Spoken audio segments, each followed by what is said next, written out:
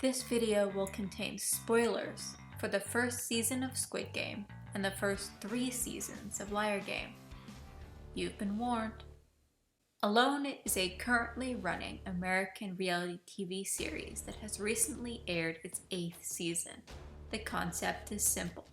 10 carefully vetted people with survivalist training have volunteered to be stranded in the wilderness and must survive as long as possible, while only being able to bring 10 items from the outside world. Last one standing receives $500,000. Contestants can tap out at any time, or can fail a medical checkup and be forced to leave. How long, the series posits, is someone truly willing to live alone? Here's the thing. Most of the contestants aren't willing to live alone for much past the first month. They get bored, they get lonely, they miss their family, and then, as the months pass, they get frostbite and begin the true test. How long someone is willing to risk permanent damage from starvation in order to win. The thing that makes alone contestants stand out so much from other reality TV show people is that the requirements are so stringent in order to make sure that no one dies. And it turns out the overlap of people with enough training to be able to do the show and people who have lived their entire life on the poverty line is nearly 100%. The winners of Alone don't just want to win, they need to win. Many of them go onto their medical evacuations extremely unwillingly, desperate and sure that a few more days of hypothermia might be enough to change their whole life. When I was watching Squid Game for the first time, one of the things that I thought of back when I was watching Sang-woo join in on the second game was that the money was not going to be enough to fix his life. To fix Se-byuk's life? Yes. Fix Ali Abdul's life? Definitely. But what Sang-woo wants isn't just the money. He wants the respect. He wants to rewind time and have his mother never find out her son was a failure. A son that managed to ruin his own mother's hard-earned shop through his own greed. That's what he wants, and a 24 billion won prize will not get him that. When Gi-hoon goes back into the Squid Game, he has just rejected a huge amount of money offered to him by his ex-wife's new husband, whose only price is that he stay away from his daughter and his ex-wife forever. Had he taken that money and used it to get his mother back into the emergency room, would she still be alive? Well, there's no way to know. To me, it's more likely that the idea that he'd sacrifice his ability to see his daughter in order to help her would have made his mother so angry that she burned the money right in front of him. But that's simply conjecture. What's important is that Gi-hoon had options. He had choices, and all of them were incomprehensibly awful. Rejoin the Squid Game, put his life on the line for some money. Take the stepfather's money, lose his last connection to his daughter. Do neither, lose his daughter and his mother. Anyway. The golden piggy bank shining like a sun over their heads is more effective than any explosive collar when it comes to reminding the contestants that choosing to leave is choosing death. In Liar Game, Now is an ordinary college student. She has no mentioned outstanding debt when she receives her opening ticket into the Liar Game, a briefcase containing 100 million yen, and a note that she is now part of that game. The point of the Liar Game is not to exploit people who are already in debt, already trapped and struggling, but to cause people to become dangerously indebted through the game. relying on human greed and desperation to make sure all of the games become zero-sum games, with one person's win dragging the rest into inescapable and increasing losses. This is also why Liar Game's main protagonist almost always works hand in hand with the deuteragonist of the series, Akiyama. Now goes to meet Akiyama as he's getting out of prison after just finishing the 5 years he was given for taking down the MLM that scammed his mother to the point where she committed suicide in the hopes that her life insurance would repay the debt she owed. He has no respect for now, seeing her as just another middle-class college student who should be able to rely on the police or lawyers instead of someone like him, someone who came from such a poor background and gave up any chance of using his own college degree in a normal field in favor of ruining the predatory scams and exploitation of businesses. But in the end, her honesty and determination become the anchor of his schemes as they take on the Liar Game together. Well, it's not really a cute story like that. While Liar Game's entrance isn't itself voluntary, throughout the series, Now and her partner receive at least 3 different opportunities to opt out of the game and leave for good. This is not like with Squid Game, because they've decided that going after the money isn't worth the risk, but because they do not, in fact, need the money at all. The reason why Now and Akiyama persist in joining the Liar Game is because, at their core, they have a deep streak of altruism.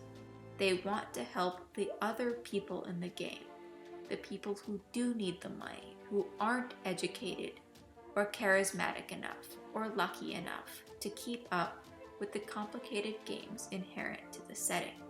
It's a heroic narrative, once you look past the trappings of a game, where losing means debt or death. That is to say, at its core, Liar Game is about the idea that within the bounds of an inscrutable capitalistic system, it's possible to help people keep up, to find unity to defy just being a player in a game you don't understand and can't control.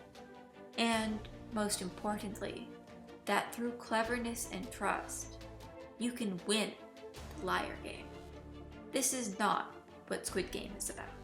Squid Game's choice to have all the games be children's games comes from a very classic tradition in death game manga.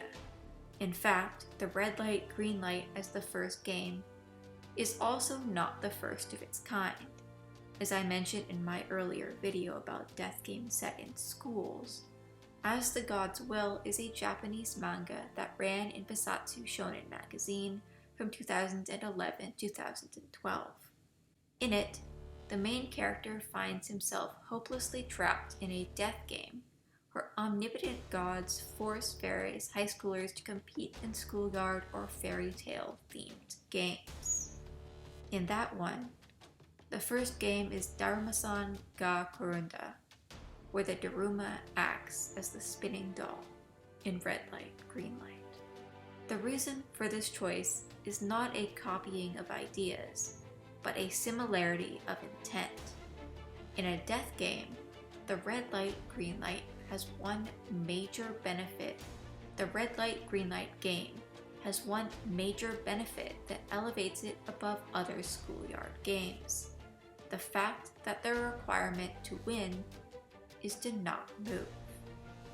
A game that requires you to abandon other people to die in order to move forward, but still contains the technicality that no one is directly competing against one another. A game where helping other people can only happen at great risk to yourself, but ruining someone else's chances is easy. In Squid Game, the popular strategy becomes using human shields. The popular strategy is using human shields, shoving all the risk onto another person while you stand directly behind them, with them aware that they can do almost nothing to you, while one shove of your hand could kill them. Ah, how unfair. Listening to someone beg for help and remaining frozen as you refuse to risk your life for theirs. That is why they did this game first. Oh, there's one other thing about Liar Game. While I call it a death game, and it is, Liar Game is not interested in gore or the threat of death as anything except an abstract warning, the ominous failure condition always firmly remaining out of sight. This is a white-collar operation, after all. They make it far away so that people will be more willing to gamble with their life. There's no cheating, just people using what the system meant to give them and attempting to bend it in their direction. Squid Game is designed with the audience in mind before anything else, and their audience wants blood. There is no omnipotent god that kills people when they fail the tasks. Squid Game goes out of its way to show the human fallibility that fills the game. People cheat and don't get caught. The guns set up in the arena aren't completely accurate and sometimes they miss. It's possible to follow the cars to the island. It's possible to dodge the sleeping gas if you're properly prepared. That is what is so grating about the host's insistence that this game was created to give everyone an even playing field. An even playing field. With who? Are they on an even ground with the guards, who watch their every movement with guns already loaded? On an even ground with the front man, who drinks as he watches them through a screen? No, obviously. Then, is Ali Abdul on an even playing ground with Sang-woo? And again, the answer is no. All the games are steeped in nostalgia for the specific childhood of a South Korean man. Ali Abdul has none of the context needed for guessing the right shape for the honeycomb game. No knowledge of traditional marble games. If he'd made it to the end, he'd have never heard of the Squid Game, the game that the entire show is named after. So, the point of the game isn't an even playing field, but all the games are something so simple anyone could do them. It's possible to beat all of these games without having the right knowledge, after all. That is, as long as you're lucky. My favorite game is the race across the glass paneled bridge. Not because the game itself is interesting to watch, compared to the intimacy of the marble game or the tragic brutality of the finale. It's utterly plain in terms of characterization of the players. The strategies you can use are limited. The speed you can go at is limited. So, then, where is the entertainment coming from? It is because this is the game where the cruelty supersedes the aesthetic. All the players are wearing a racehorse jacket number, but that's not the number that the watchers are betting on. 6996, number 1, number 465, number 212. This game has no children's game dressing. There's no game anywhere where you guess which spot is right as you jump along. It's not hopscotch. In fact, it's barely a game at all. How do you win? Let's think about it. By knowing the game in advance, you would pick a number in the back, but not so far back in case the people in front of you were too slow. 14. Now there's a good spot. Then you wait, carefully following the steps of the person in front of you. Now, there's more steps than there are people. So, now everyone ahead of you has died, and you have 2 more spots to go. You've made all of the right choices. Now you need to do what? Have some knowledge about the way that light refracts off of glass? No, of course not. Now, what you need is to get lucky. Just once. When the glass worker within the actual episode got too good at guessing, they shut off the lights. The point of this game is specifically to prove that skill, out-clevering the game, will not be rewarded. The people betting here, they don't care about who has the skills, who's the smartest, the bravest, the fastest. They have just come here to watch people struggle. One of the things I love the most about Squid Game is the signed consent forms. Those aren't legal documents. They aren't necessary to give the host legal immunity. Well, they are necessary for one thing. The Squid Game itself isn't really meant to reveal anything deeply important about the personalities of its contestants, though it does. They are here, except for one, because they are out of options. But what does the host think about these games? He believes that this really is fair, that the games are good, that he is, by running them, doing a net good for the world, helping people who would otherwise receive no help.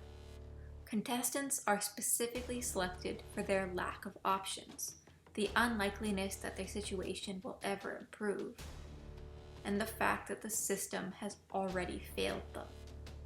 In the last episode, there is a man passed out on the street, drunk, probably. The host has been watching him from his huge window in his high-rise personal suite. The bet is that no one will help him before midnight. And so, exactly at the stroke of midnight, Gi-hoon sees police being called to the man's location. "Look," he says, "see, the man has been helped.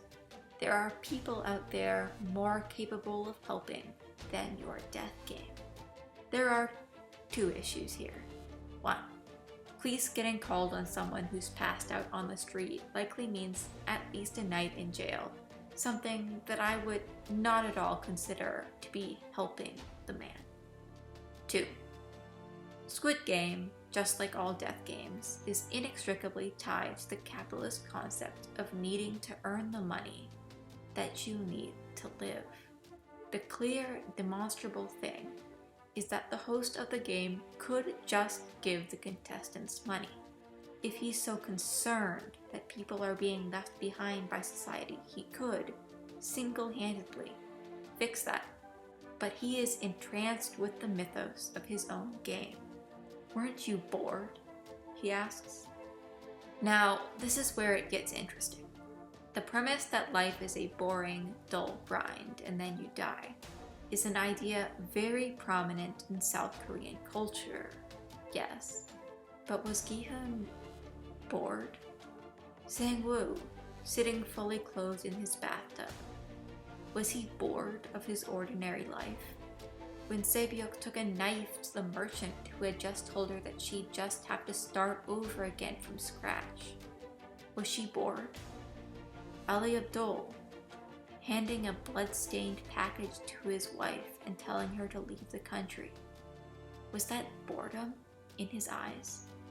The escape from mundanity is not what these people want. The escapism is designed for a class that they do not have access to.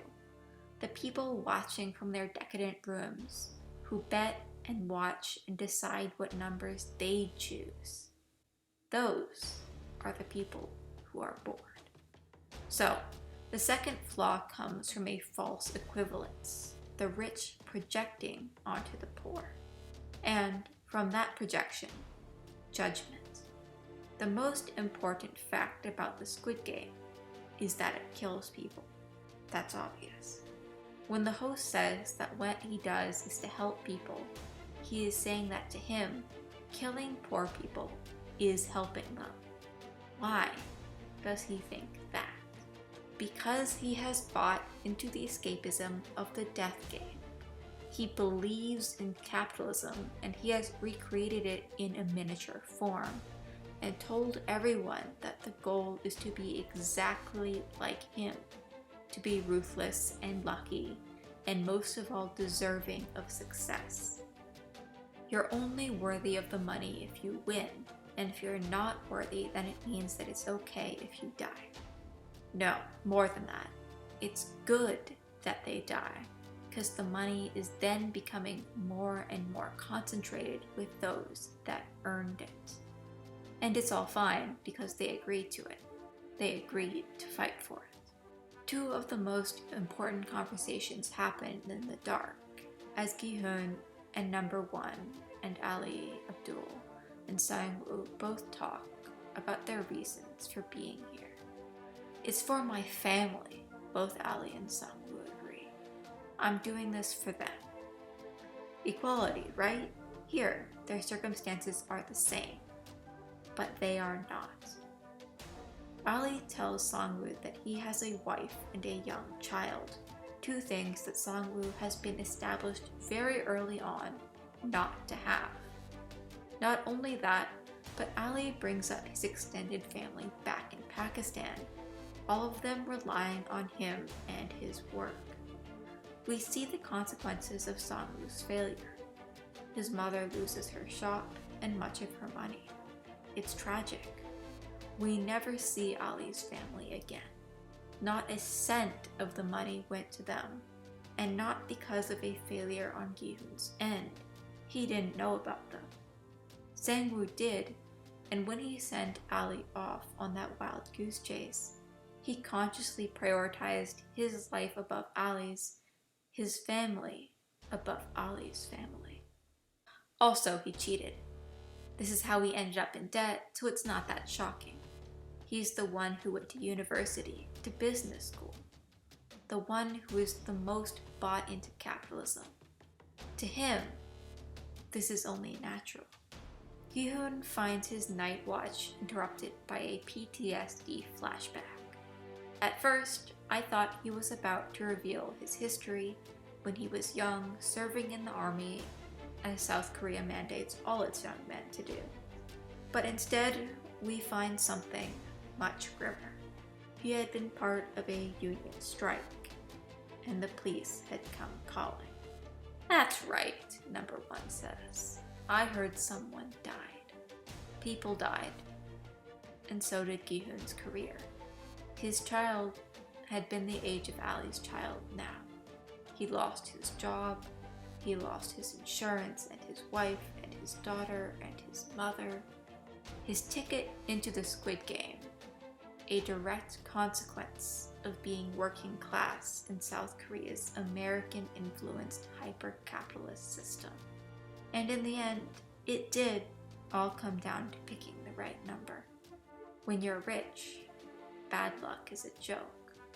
When you're poor, it's a death sentence. Hi there, I'm Czar, and this is my video channel for talking about, well, at this point, whatever I want.